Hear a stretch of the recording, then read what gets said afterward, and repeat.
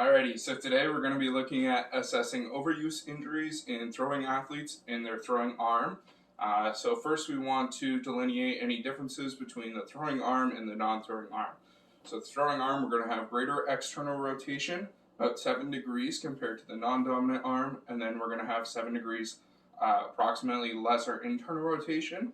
And then for the throwing athlete, their dominant arm is also going to be weaker in internal rotation, external rotation, and adduction. So that's important to note during our test, especially when we're comparing the dominant and the non-dominant arm, that there are a little bit of differences. So to start with assessment, we'll just do some palpation. So I'll have my assistant come into frame here and we can start. So first thing we're going to be looking at is the supraspinatus.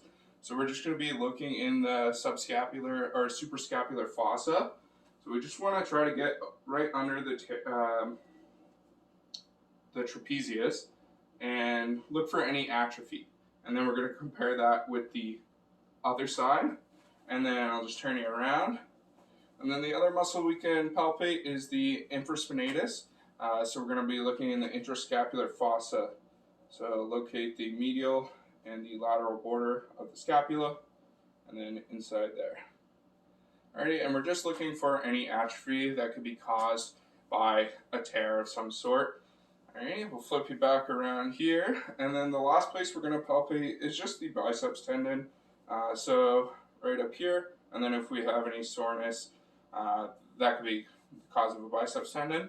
And then we're also going to look at the head of the humerus. If it is more up than it's supposed to be, then we can suspect that there might be a tear somewhere in the rotator cuffs. And that's if there's a pretty major tear, and that could be up past the acromion.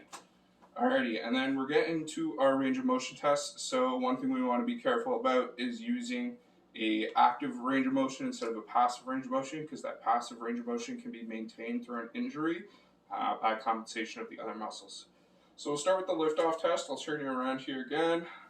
Alright, and then you're just going to put your hand on your back. And if we're able to get that hand off the back, go ahead. Then we know that there is likely not an injury to the subscapularis. Alrighty, now I'll turn you around here, and we're going to do the empty can test. So first we're going to start with the arm here at 90 degrees. Alrighty, you can just maintain that. And then I'm just going to test resistance there. Alrighty, and then we're going to bring it down to 30 degrees. Externally rotate, and then we're going to see if we can maintain that again. If they're unable to maintain this position, then there might be some damage to the supraspinatus. Alrighty, now we're looking to the infraspinatus and the teres major. So we're going to the external leg sign. So we're going to have the arm out like this, 30 degrees. We're going to externally rotate it. Alrighty, and then we're just looking for maintaining that position once I release. So keep the external rotation there, and you're going to try to maintain that when I release it.